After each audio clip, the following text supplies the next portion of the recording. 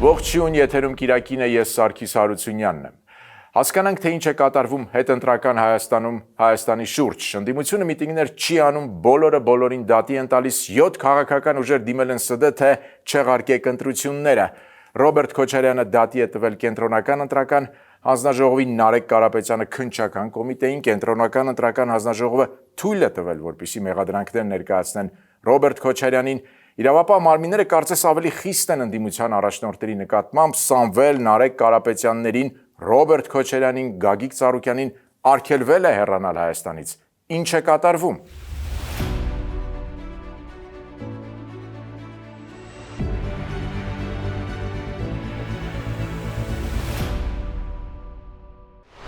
Հյուրընկալել ենք Հայկական խորհրդի ասոցիացված փորձագետ վերլուծաբան Էդգար Վարդանյանին, բարև ձեզ պարոն Վարդանյան, շնորհակալություն հրավերն ընդունելու համար։ Շնորհակալ եմ հրավերի համար։ Տեսեք, ընդդիմությունը ասում է, որ ընտրությունների արդյունքները չեն արտացոլում ժողովրդի ցանկությունը, ժողովրդի կամքը, բայց միտինգներ չի անում ընդդիմությունը։ Ինչ է սա նշանակում։ Դե իրականության մեջ ընտրությունների արդյունքները արտացոլում են ժողովրդի կամքը։ Նախ պետք է նշել, որ բոլոր ընտրատեղամասերում եղել են երկու ֆրակցիաների, ընդդիմադիր երկու ֆրակցիաների ներկայացուցիչները, բացի ԿՊ-ից, հա, եւ բոլորը ստորագրել են այդ բոլոր ընտրատեղամասերում ընտրությունների արդյունքները անփոփոխ արձանագրությունների տակ, որևէ բողոք չի եղել, այդ գիշերը, երբ որ հաշվարկի էին անում, երբ որ ստորագրում էին, հա, եւ այլն, որևէ ինչ որ չգիտեմ, ձայնի գողության մասին, հա, տարատեսակ հնարավոր կեղծիքների մասին եւ այլն, որևէ մեկը չի բարձրաձայնել։ Սա նշանակում է, որ այն բոլոր ձայները, որոնք տրվել են այս կամ այն, հա, քաղաքական ուժի օգտին, այն ձայներն են, որոնք որ տրվել են։ Ուզում եմ ասել, նրանք, որոնք որ արձանագրվել են,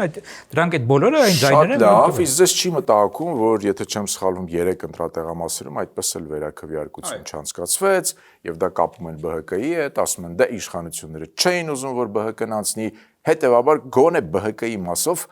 ընտրությունների արդյունքները չեն համապատասխանում իրականությանը։ Այդ 3 ընտրատեղամասերում ընտրությունների արդյունքները վիճարկել է ընդդիմությունը։ Այսինքն իշխանությունը չէր պատրաստվում վիճարկել ընտրությունների արդյունքները այդ 3 ընտրատեղամասում եւ արդյունքում ոնց հասկանում եմ ԲՀԿ-ն մտնում էր, հա, եթե չվիճարկեին։ Վիճարկեցին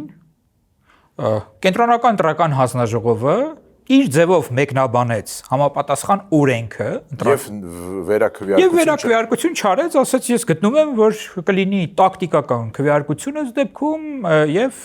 ճիշտ չեմ համարում դա անել։ Հիմա Սահմանադրական դատարանը կարող է չհամաձայնվել։ Սա վիճելի հարց է։ Ես անձամբ ինքս հստակ դիրքորոշում այս առումով չունեմ։ Պետք է անել, այո։ Եվ ՍԴ-ի որոշումը, գիտեք ինչ կարևոր է նաեւ նրանով, որ ոչ թե զուտողակի, որ ինքը ասելու է, այ սա է ճիշտ կամ սա է ճիշտ, հիմնավորումներ է տալու։ Այո, շատ լավ, կսպասենք ՍԴ-ի որոշմանը, հաստափոր հիմնավորումներին, տեսեք, նկատելի է, որ իրավապահ մարմինները անսովոր խստությամբ են, հա, մոտենում, այսպես ասենք, նոր ընդդիմության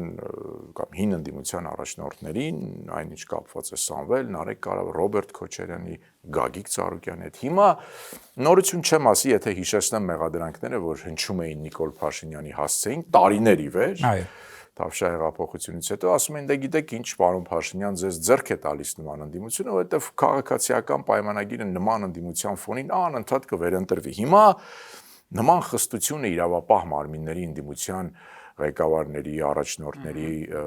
հա, այսպես ուղղությամբ վերաբերյալ, արդյոք մենք կարող ենք ասել, որ Նիկոլ Փաշինյանը հոգնել է այս ընդդիմությունից եւ չի ուզում այլևս գործ ունենալ այս ընդդիմության հետ։ Չէ, ես կարծում եմ պայմանավորված է երկու այլ հանգամանքներով։ Առաջինը բազմաբնույթ նոր փաստեր են ի հայտ եկել։ Հենց ընտրություններից հետո ի հայտ եկան։ Կուտակվել են դրանք։ Չէ, դրանք կուտակվել են եւ մենք տեսնում ենք, որ ընտրությունների ժամանակ, չէ, մինչեւ էս պահնել, օրինակ տարատեսակ ընտրակաշառքների վերաբերյալ հրապարակումներ էին ուրեմն լինում ամեն օր։ Սա արտառոց բան է, աննախադեպ բան է։ Ձայնագրություններ, չէ՞։ Եվ այդ ձայնագրություններից տեսնում էինք, որ առնվազն առերևույթ ընտրակաշարքի դրսևորումներ կային։ Այսինքն դուք ուզում եք ասել, իշխանությունները չեն կարող ապացուցել, որ ենթադրենք ընդդիմության այս կամ այն առաջնորդը հրահանգ է իջեցրել, որ գիտեք, ընտրակաշարքներ բաժանեք, ասում են, օքեյ, դուք այդպես եք խաղում, մենք էլ այսպես ենք ձեզ պատասխանում, այս քրեական գործով եք անցնում, չենք կարող ապացուցել, որ դուք հրահանգել եք ընտրակաշարք բաժանեն, մենք էլ ձեզ կտանենք բանտ կնստեցնենք, չգիտեմ, ապօրինի գույքի հետ կապված։ Չէ, տեսեք, ոնց որ առանձին այս ամեն ինչը քննարկենք։ Ես սա ինչու ասեցի, որովհետև սա ըստ էության իհարկե կապված է ղեկավարների հետ, այդ քաղաքական ուժերի, հա, բայց ես երբ որ դուք ընդհանուր այսպես ասացիք, որ իրավապահ մարմինները շատ ավելի այսպես խիստ վերաբերմունք են ցուցաբերում եւ այլն, ես այդ մի մասի առումով ասեցի, որովհետեւ կան նոր հանգամանքներ։ Հիմա կան նաեւ շատ հնարավոր է նոր հանգամանքներ կապված կոնկրետ այդ գործերի հետ, որոնք կապված են տարբեր ուրեմն այդ քաղաքական ուժերի առաջնորդների հետ, հա, կտեսնենք մենք։ Շատ հնարավոր է հիմա դուք կասեք, որ բա համընկավ, էլի հնարավոր է որ կուտակվում էր այդ ամեն ինչը եւ հիմա ինչ որ մի պահի բնականաբար պետք էր արդեն այսպես ասած իրավապահ մարմինը կոնկրետ գործի անցներ, հա։ Հիմա երրորդ հանգամանքը։ Գիտեք, երրորդ հանգամանքը ես անկեղծ ասած կապում եմ Ռուսաստանից կախվածության թուլացման հետ։ Այսինքն Նիկոլ Փաշինյանը նման Ոչ Նիկոլ Փաշինյանը, այլ իրավապահ մարմինները։ Իրավապահ մարմինները, ես կարծում եմ, սա իմ կանխավարկածն է, այսպես ասած, հա։ Համոզված չեմ բնականաբար, չեմ կարող հստակ ապացուցել, բայց կարծում եմ, որ կան որոշակի հիմքեր առնվազն, որպեսզի ես այդ թեզը առնվազն առաջ քաշեմ, հա։ Կարծում եմ, որ իրավապահ մարմինները կաշկանդված են եղել մինչ այս պահը քաղաքական դրդապատճառներով, աշխարհաքաղաքական դրդապատճառներով, շատ հնարավոր է, որ նրանք մտածել են, որ եթե իրենք օրինակի համար շատ ավելի այսպես ինտենսիվ գործանեն, հայտնաբերեն, Մոսկվայից կզանգեն եւ կարող է կզանգեն Նիկոլ Փաշինյանին։ Այո, բայց դա պետությունն է դուժելու։ Այսինքն պետությանը վնաս հասցնելու հավանականությունը մեծ են դիտարկել եւ հնարավոր է իրենց որոշակիորեն սահմանափակել են։ Հիմա տեսնում են, որ Հայաստանը շատ ավելի անկախ է եւ այդ կախվածությունը գնալով փոքրանում է եւ ընդհանուր առմամբ նաեւ հաշվի առնելով այն հանգամանքը, որ նորից իշխանությունները ստացել են մանդատ ու այդ մանդատը շատ ավելի ընդգրկուն է, նաև խաղաղության օրակարգ, նաև էլի այդ նախկին ռեժիմի ներկայացուցիչների ոչ իրավական գործընթացի, այսպես ասած, չեզոքացում, նաև հաշվի առնելով այն հանգամանքը, Սարգիս, որ Մոսկվան աննախադեպ մինչև ընտրությունները եւ բնականաբար ընտրությունների ժամանակ նաև եւ հիմա էլ հիբրիդային հարձակումներ է իրականացնում եւ պետության անվտանգության խնդիր կա եւ այդ բոլոր մարդիկ ըստ էության մենք տեսնում ենք բազմաթիվ ուրեմն նշաններ եւ կարող ենք ելի առաջ քաշել այսպիսի հիպոթեզ, որ այդ մարդիկ այս կամ այն ձևով մասնակցում են այդ հիբրիդային հարձակումներին, առնվազն նրանց հռետորաբանությունը, չէ, այն կեղծիքները, որոնք տարածվում են Կրեմլի կողմից այդ հիբրիդային հարձակումների շրջանակներում, այդ դեզինֆորմացիոն արշավները եւ այլն, իրենք ըստ էության վերարտադրում էին այդ ամեն ինչը եւ այս ամեն ինչը գնահատելով կարծում եմ ավելի ինտենսիվացրել են, ավելի մեծ մոտիվացված են նրանք, ավելի եռանդուն կերպով են աշխատում եւ այս ամենով է պայմանավորված ձեր ասածը։ Բայց դուք կիսում եք այն կարծիքը, որ նման ընդդիմությունը ձեռնտու էր, ձեռնտու է, գուցե ձեռնտու կլինի 2031-ին էլ Նիկոլ Փաշինյանին։ Գիտեք ինչ, սա շատ այսպես վիճելի թեզ է իրականում, մի կողմից այո, նման ընդդիմությունը միշտ էլ, ասենք, հնարավորություն է տալիս շատ ավելի այսպես ինչպես ասեմ, ազատ գործել, ազատ վերընտրվել։ Այո, միշտ ասել, որ այ տեսեք, սա է այլ ընտրանքը, ուրեմն բնականաբար ինչի մասին եք դուք էլի մտածում։ Բնականաբար եթե լինի ուժեղ իրական լեգիտիմ պրոհայկական ընդդիմություն, Բնականաբար այստեղ իշխանությունը շատ ավելի մեծ ջանքեր պետք է ներդնի քաղաքացիական պայմանագիրը, որպեսզի ինքը այդ իրենց բոլորի ֆոնին շատ ավելի այսպես լավ երևա, բայց սա դեռ չի նշանակում, որ իրենց այս ամեն ինչը ձեռնտու է եղել եւ իրենք ինչ որ դիտավորյալ ինչ որ կերպով այնպես են արել, որ հենց իրենք լինեն ընդդիմություն։ Դե 8 տարի իրենք էին։ Դե հա, բայց ով է ընտրել իրենց, ընտրել է ժողովուրդը։ Վերջի վերջո ժողովրդի կամքի արտահայտման արդյունքում է ձևավորվում իշխանություն եւ ընդդիմություն։ Իհարկե, հիմա կարող ենք ասել, որ այդ ժողովուրդը, որը ընտրել է, կամ այն քաղաքացիները կոնկրետ, որոնք ընտրել են ընդդիմադիր ուժերին, միգուցե նրանք այսպես այդքան էլ կշռադատված մոտեցում չեն ցուցաբերել։ Մի մասը միգուցե ընտրակաշառքով է, մի մասը միգուցե տարատեսակ մանիպուլյացիաների արդյունքում է, մի մասը միգուցե զուտ ուղղակի շահադիտական ինչ որ, հա, բաներով է աշխատում են այդ մարդկանց ձեռնարկություններում եւ կախվածություն ունեն եւ մտածում են, որ գործից դուրս կմնան իրանք ու պետք է իրենք սատարեն, տարբեր են մոտիվացիաները։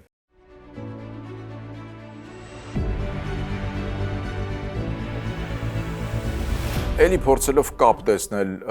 ներհայաստանյան զարգացումների եւ Հայաստանի ռազմավարական գործընկեր Ռուսաստանի հետ հարաբերությունների հա միջև չեք կարծում, որ դիմության նկատմամբ նման խիստ վերաբերմունքը, այսպես ձևակերպենք, Հայաստանի իշխանությունների, Հայաստանի վարչապետի արձագանքն է Ռուսաստանից եկող ճնշումներին, ընտրություններից անմիջապես առաջ հիմա շարունակվող եւ նման կերպ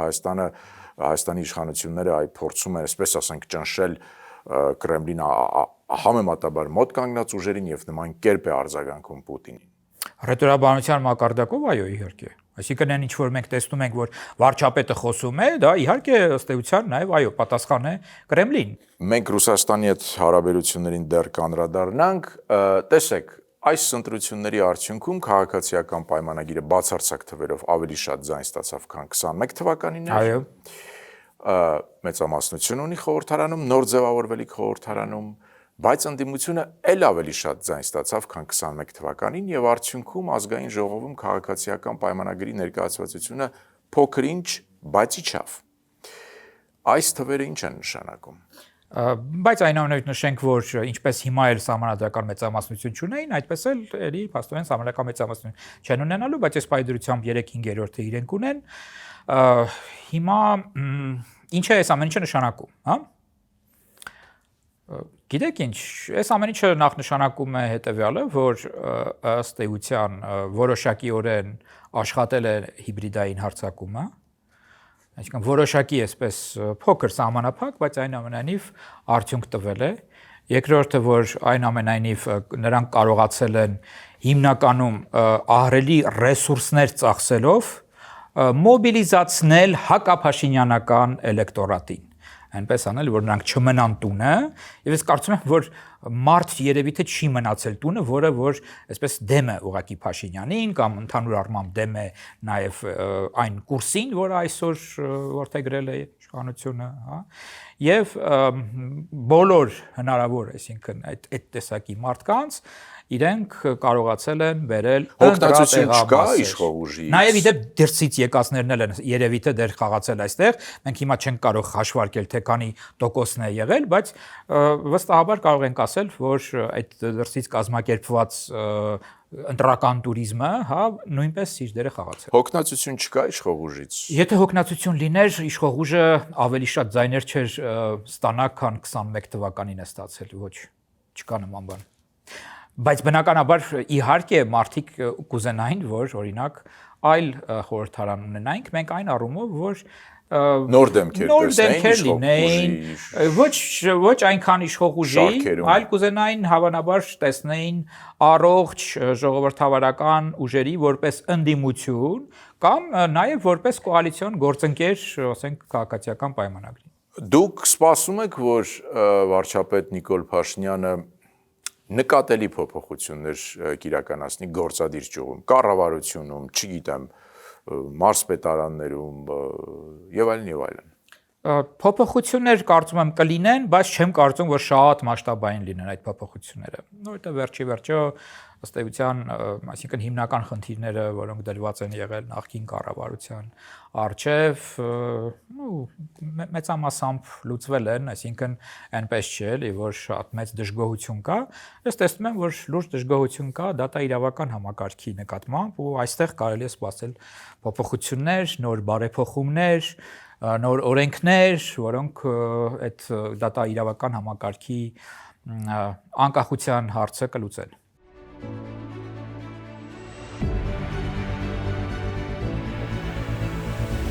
Հինգշաբթի կառավարության նիստի ժամանակ Հայաստանի վարչապետը անսովոր խիստ արտահայտվեց ԵԱՏՄ-ի հասցեին, եթե իմի բերենք բառեր, ասես գիտեք, եկեք հասկանանք, ի վերջո ԵԱՏՄ-ն կա, թե չկա։ Ակնարկելով, որ դե գիտեք, եթե Ռուսաստանը չի թողում, որ հայաստանյան ապրանքը վաճառվի Ռուսաստանում, Ռուսաստանը չի թողնում, որ իր տարածքով հայաստանյան ապրանքը գնա ԵԱՏՄ այլ երկրներ, չգիտեմ, Ղազախստան, ենթադրենք, Բելարուս, հետևաբար ԵԱՏՄ-ն չի կատարում իր այսպես կանոնադրական պարտականությունները, ճիշտ այնպես կարելի ասել, ինչպես ՀԱՊԿ-ը չկատարեց, երբ որ Հայաստանը 21 թվականին, 22 թվականին ենթարկվեց ագրեսիայի եւ Մոսկվայից անգամ դատապարտող հայտարարություններ չլսեցինք պարոն Վարդանյան։ Հիմա Հայաստանի վարչապետի նման կտրուկ, նման խիստ դիրքորոշումը ԵԱՏՄ-ի վերաբերյալ ինչ է նշանակում։ Նշանակում է որ Պուտինի հետ բանակցություններից առաջ Հայաստանի վարչապետը այսպես մարտավարական հնարքի է դիմում, փորձում է ավելի խիստ ներկայանալ, նման կերպ պատրաստվելով բանակցություններին, թե Հայաստանի կառավարությունը մտածում են դե լավ, եթե մեր ապրանքները հայաստանյան չեք թողում, դուք ինքներդ եք անցել կարմիր գծերը, չեք թողնում, շատ լավ, եթե ԵԱՏՄ-ն չկա, ուրեմն մենք էլ ենք անցնում կարմիր գծերը։ Որ տարբերակն է։ Իրար չեն հակասում, երկուսն էլ կա։ Բնականաբար լինելու են բանակցություններ եւ ըստ էության կարելի ասել, որ վարչապետը անոնս է անում, թե ինքը ինչ դիրքորոշում է ունենալու այդ բանակցությունների ժամանակ։ Ինչ թեզեր է առաջ քաշելու, ինչից է դժգոհելու, հա, ինչ դիսկուրս է ըստ էության առաջ մղելու։ Այո, էս է։ Եվ գիտեք, իսկապես եկեք տեսնենք, հա, ինչ է անում ԵԱՏՄ-ն այսօր։ Ավելի շուտ ինչ է անում Ռուսաստանը։ Ինչ է անում Ռուսաստանը։ Հիմա մենք մտնում ենք կարծես մի փուլ հուլիսի 1-ին Երևանում սպասում են Եվրամիության հանձնաժողովի ղեկավարին, ըստ էության Եվրամիության վարչապետին ֆոն դեր Լեյենին, եւ այս ամենի ֆոնին Ռուսաստանից էլ ավելի այսպես կոշտ հայտարարություններ են հնչում, հայ-ռուսական հարաբերությունները կարծես հերթական անգամ վերափոխվում են։ Դուք այս ուղղությամբ ինչ եք սպասում, ինչպիսի հարաբերություններ մենք կարողանանք ձևավորել Ռուսաստանի հետ։ Նախ ասեմ, որ Ռուսաստանը ըստ էության ամեն ինչ անում է կարծես, որպեսզի վատթարանան հայ-ռուսական հարաբերությունները։ Բայց Հայաստանը մյուս կողմից իրականում որևէ ինչ-որ քայլ, որը ուղղված կլինի Ռուսաստանի դեմ, չի անում։ Պարզ է, որ Ռուսաստանը Հայաստանի յուրաքանչյուր քայլ, որը օրինակ ուղղված է արևմուտքի հետ հարաբերությունների խորացմանը, հա, տնտեսության դիվերսիֆիկացիայի եւ այլն, դա համարում է քայլ իր դեմ, բայց ներողություն, դա իր խնդիրն է։ Չկա այդպիսի նպատակ հատվածել Ռուսաստանին, բայց Ռուսաստանը իր քայլերով փաստորեն այնպես է անում, որ Հայաստանը ել ավելի արագ մտածի, ել ավելի արագ կամ ավելի այսպես հաստատակամ քայլերով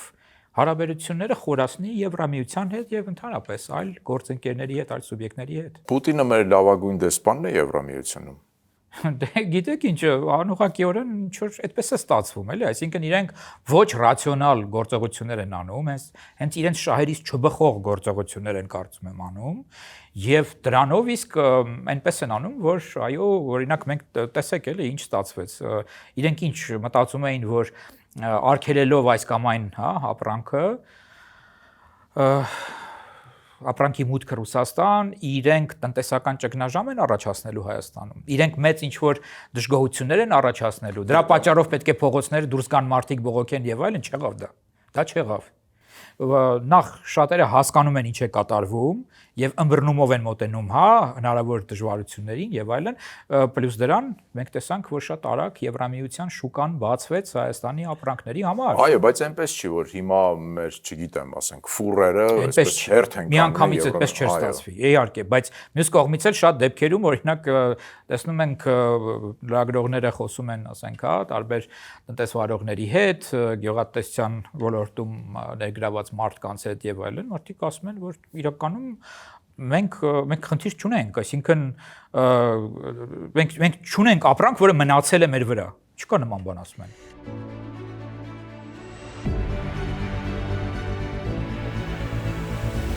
Պարոն Վարդանյան,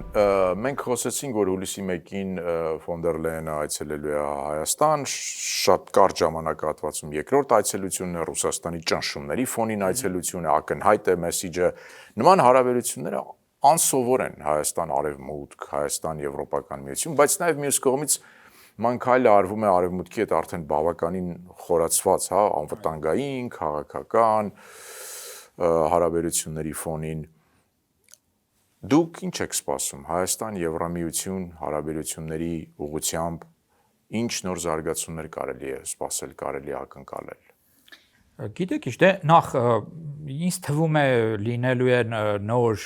ծրագրեր Եվրամիություն Հայաստան մակարդակում եւ հնարավոր է նաեւ որ Եվրամիությունը լրացուցիչ աջակցություն ցուցաբերի Հայաստանին, ֆինանսական աջակցություն եւ այլ տեսակի աջակցություն։ Ես կարծում եմ, որ տենդենսը այն է, որ էլ ավելի եվրոպական շուկան պետք է բացվի հայկական ապրանքների համար եւ նաեւ Եվրոպան այսպես շատ արագ կերպով, ինտենսիվ կերպով կնպաստի նրան, որ հայկական արտադրանքը համապատասխանի եվրոպական չափանիշներին եւ մենք ընդհանուր առմամբ շուկաների հետ կապված խնդիր ընդհանրապես չունենանք, հա, եթե ռուսական շուկան փակվում է, արդյունքում մենք չենք դժում։ Այդպիսի իրավիճակ Պլյուս դրան բնականաբար ես կարծում եմ, որ քաղաքական հարաբերություններն են շատ խորանալու եւ նախ արդեն վիզայի լիբերալիզացիայի այդ խնդիրը կարծում եմ, որ շատ լուրջ արդեն հանգրվանի է հասել եւ միգուցե շատ ավելի արագ այդ գործընթացը ընթանա, երբ որ մենք արդեն կունենանք առանց վիզայի ուրեմն, հա, այդ կոնցեպտը, ռեժիմը, այո, Եվրամիության հետ։ Ու իհարկե ես կարծում եմ նաեւ, որ ընդհանուր առմամբ, գիտեք, եթե հիմա տեսեք ԵԱՏՄ-ում խնդիրները չեն լուծվում, եթե իսկապես մենք ֆիքսում ենք, որ չկա ԵԱՏՄ, հա, իմիջիալոց դա շատ լուրջ հարված է լինելու։ Երբ որ մենք ֆիքսենք, որ ԵԱՏՄ չկա, դա շատ լուրջ հարված է լինելու Ռուսաստանի մնացած գործընկերներին, այն առումով, որ ոչ թե ավելի շուտ այսպես ասեմ, հա, ոչ թե հարված է լինելու իրենց, այլ այդ ամեն ինչը սասանելու է Ռուսաստանի նկատմամբ վերաբերմունքը, վստահությունը եւ այդ մնացած պետությունները տեսնելու են, դուք մտածում եք, որ մի օր, չգիտեմ, Ղազախստանը, Վրղստանը կարող է այսպես, դե ասեն, դե եթե Հայաստանի հետ նման կերպ վարվեցիք, կարող են մեր ծիրանները չթողնել։ Ճիշտ այդպես, որտեվ տեսեք, նրանք ինչ են տեսնում, էլի, այսինքն այդ որ սանկցիաներ են, չէ՞, իրենք մենք այտենց ընդունված է ասել, որ Ռուսաստանը սանկցիաներ է հիմա իրականացնում, բայց պաշտոնապես չկա սանկցիա։ Այո։ Իրենք ասում են, ձեր ապրանքները ուղղակի հանկարծ մեկ օրում բոլոր տեսակի ապրանքները վտանգավոր դարձան, ինչը բնականաբար որևէ մեկը լուրջ չի կարող ընդունել, համաձայն եք, որ այո, հասկանալի է։ Ղազախստանը օրինակ ասի, հա, էլի փաստորեն այդպես եղավ, հա, ինչ միանգամից տենց վտանգավոր եղան, հասկանալի է, որ այստեղ զուտ ուղղակի քաղաքականություն է, այն էլ օգտագործելով ԵԱՏՄ-ն, ԵԱՏՄ-ի գործիքները ու ինչպես նաև հենց իրենց փաստորեն, հա, այսինքն ԵԱՏՄ-ի անդամ մնացած երկրները, որոնք ներգրաված են լինում այս շատ այսպես հակաաստեյության իրավական, հենց ԵԱՏՄ-ի կարգավորումներին հակասող, չէ, այդ ազատ շուկայի այդ սկզբունքներին հակասող մի բանի։ Իդեպ ներողություն ասեմ, որ Ղազախստանը իմիջիալոց, հա, ինքը Բրյուսելում կնքել է բազմամիլիարդանոց համաձայնագիր Ղազախստանի նախագահը, հա, օրերս, այո, գնելու են ուրեմն եվրոպական այդ ինքնաթիռները եւ դուք հասկանում եք ինչ է տեղի ունենում, էլի իրականում այս պայմաններում ել ավելի է ամրապնդելու Ղազախստանի համոզմունքը, որ այո, այդ ուղղությունը, եվրոպական ուղղությունը պետք է ամրապնդել, շարունակել, որ ապագա չկա այստեղ։ Պարոն Վարդանյան, փաստորեն հապկի գծով մենք տեսանք, որ հապկը չկատարեց իր նվազագույն, այսպես ասենք, պարտավորությունները իր մի անդամի Հայաստանի նկատմամբ, ՀԱՏՄ-ում տեսնում ենք ինչ է կատարվում, այսինքն բոլոր են իրավական պայմանավորվածությունները, որ Հայաստանը ուներ Ռուսաստանի հետ, Ռուսաստանի մասնակցությամբ, չեն գործում ըստ էության, չեն գործում։ Անդրադառնանք Ադրբեջանին, դուք ինչ եք սպասում, Ադրբեջանի հետ ընտրությունները անցան, նման ազգային ժողովի պարագայում քիչ հավանական է կարծես որ սահմանադրական հանրաքվե տեղի կունենա, տեսնենք, հետևաբար դուք ինչ եք սպասում Ադրբեջանի ուղղությամբ, մանավանդ դուք մեկնեցիք, այսպես խաղաղության կամրջի շրջանակներում Գաբալա հետ վերադարձաք։ Նախ երևի հետևյալը պետք է նշել, որ ամենամինիմալիստական, ասենք, սցենարը հետևյալն է, որ եթե չի ստորագրվում խաղաղության պայմանագիրը, շարունակվում է առևտրատնտեսական հարաբերությունների խորացման տենդենսը մեր երկրների միջև։ Այդ սցենարի պարագայում ես կարծում եմ, որ շատ հավանական է, որ շարունակվի նաև դելիմիտացիայի եւ դեմարկացիայի գործընթացը հողի վրա։ Կարծում եմ նաև ըստ էության այդ տարատեսակ շփումները տարբեր մակարդակներով, առաջին մակարդակում, երկրների ղեկավարների մակարդակով, տարբեր պաշտոնյաների մակարդակով, այս ամեն ինչը խորանալու է։ Դե Հիկմետ Հաջիևը Դիլիջանում էր, ըստ էության Ադրբեջանի կարելի է ասել երկրորդ անձնավորությունը։ Ու կարծում եմ դա շարունակական է լինելու եւ իհարկե նաեւ այդ 1.5 track-ը, այսինքն այդ մեր track-ը, որ փորձագետներն են հանդիպում մեկը մյուսի հետ, նաև հնարավոր է այլ շերտեր հասարակության ներգրավեն այդ ամեն ինչին տարբեր ձևաչափերով, դա էլ է խորանալու եւ վերջի վերջո կարծում եմ, որ կսկսվեն աշխատանքներ TRIP-ի հետ կապված։ Ու այդ ամեն ինչը առանց թեկուզ եւ հենց առանց խաղաղության պայմանագրի ստորագրման։ Առանց խաղաղության պայմանագրի հավանական համարում եք, որ դիվանագիտական հարաբերություններ գուցե հաստատվեն Հայաստանի եւ Ադրբեջանի միջև։ Դա փոքր-ինչ դժվար եմ պատկերացնում։ Չեք բացառում։ Արդյոք չեմ բացառում, բայց մի տեսակ, չգիտեմ, այսինքն առանց խաղաղության պայմանագրի դիվանագիտական հարաբերություններ դժվար է հասկանալ, էլի ինչ Ռուսաստան, Ճապոնիա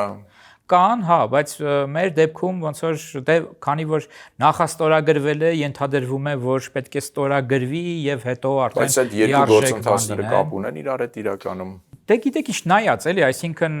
հիմա կարող են էլի աննախադեպ բաներ լինել կամ կարող են ձեր ասած օրինակով, հա, օրինակի համար հարաբերություններ հաստատվել, այսինքն հնարավոր չի դա բացառել, բայց մյուս կողմից այս պահի դրությամբ չեմ կարծում, որ դա մեծ հավանականություն կա այստեղ, որ դա կլինի, ավելի շատ հավանական է այն ինչ որ ես արդեն նշեցի, դրա համար տենց լուրջ խոչընդոտներ չկան, խաղաղության պայմանագրի նախաստորագրումը արդեն իսկ բավարար է այս ամեն ինչը անելու համար։ Ու ընդհանուր առմամբ ես նաև դիտարկելով Ադրբեջանի փորձագիտական համայնքում արկա տրամադրությունները, կարծես իրենք ոնց որ հակված են այդ դրան, հա, այդ սցենարին, բայց իհարկե ես չեմ բացառում, որ ասում եք հավանական, քիչ հավանական է, որ սահմանադրական փոփոխություններ լինեն, կամ ավելի շուտ նոր սահմանադրություն, հա, ընդունվի ռեֆերենդումի արդյունքում, կարծում եմ այդ տարբերակը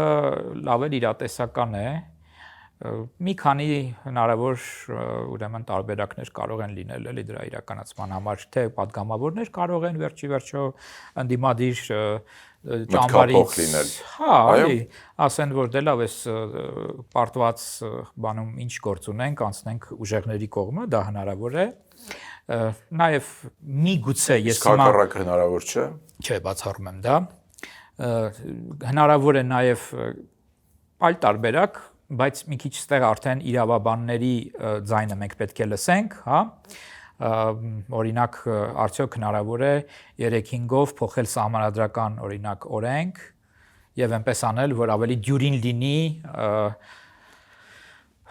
ռեֆերենդումի կազմակերպումը օրինակի համար եւ ընդհանրապես ռեֆերենդումի ձայների հետ կապված չէ, այսինքն այնտեղ որոշակի շեմ կա, միգուցե այդ շեմը իջեցվի, մի խոսքով եւ այլն, այս քննարկման համար են այս ամեն ինչը, կարծում եմ, որ հնարավորություններ կան ու նաև չբացառեմ, թեև ես գիտեմ, որ այս թեմայի վերաբերյալ կա այսպես շատ խիստ քննադատություն, ես փորձել եմ տարբեր հարթակներում այս հարցը բարձրացնել, բայց տեսել եմ, որ չէ, հենց իմ ընկերների, գործընկերների շրջանում այդպես բացասաբար են դրան վերաբերում, որ օրինակ միգուցե նաև որոշ դեպքերում հնարավոր է, օրինակ, եթե, ասենք, տեսեք, պետության գոյության հարց է, պետության լինել չլինելու հարց է, խաղաղություն ունենալու եւ չունենալու հարց է, օրինակ, այս դեպքում արտառոց ինչ-որ որոշում ընդունվի եւ հաղթահարվի, ասենք, այդ 2/3 սկզբունքը, հա, սահմանադրական իրավունքում, սահմանադրական պետության փիլիսոփայության մեջ այսպիսի տեսակետներ կան, բայց իհարկե այդ տեսակետները